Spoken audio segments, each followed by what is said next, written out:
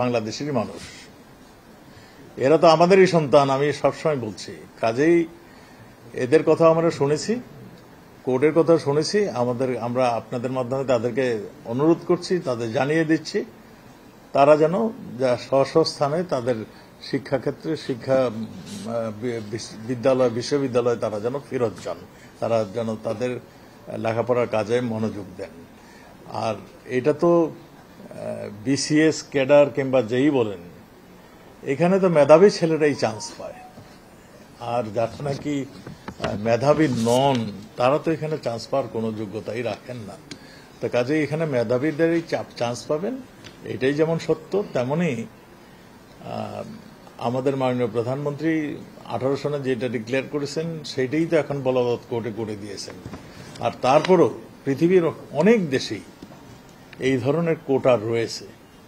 অনগ্রসর মানে সেই দেশের অনগ্রসর কোন জায়গাকে লক্ষ্য রেখে তারা এই ধরনের কোটা সিস্টেম তৈরি করেছেন। না, এটা আমাদের মন্ত্রী মহোদয় যথার্থই বলেছেন। এই ধরনের হলে ঘোলা পানি তৈরি করার লোকের অভাব হয় না। এবং আমাদের কাছে যা আমরা এখনো তথ্য পাচ্ছি যে মন্ত্রী মহোদয় একটু খোলামেলায় ভাবেই বলেছে, আমরা তথ্য যেগুলি পেয়েছি অনেকেই তাদেরকে ব্যবহার করার জন্য মানে এখনো কাজ শুরু করে দিয়েছে, দৌড়ঝাঁপ শুরু করে দিয়েছেন। আমি মনে করি আমাদের এই ছাত্র সমাজ তাদের কুমন্ত্র তাদের কানে নিবে না।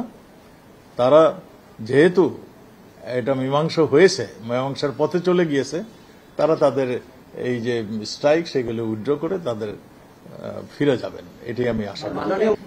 প্রথম কথা হলো তারা শিক্ষিত ছেলে, তারা মেধাবী ছেলে, তারা কেন স্টেটের এগেনস্টে যাবে? আমি সেটাই বলছি। তাদের নিশ্চয়ই তারা এই সমস্ত কিছু পর্যবেক্ষণ করে তারা ফিরে যাবে। পুলিশের অ্যাকশনটা কখন আসে?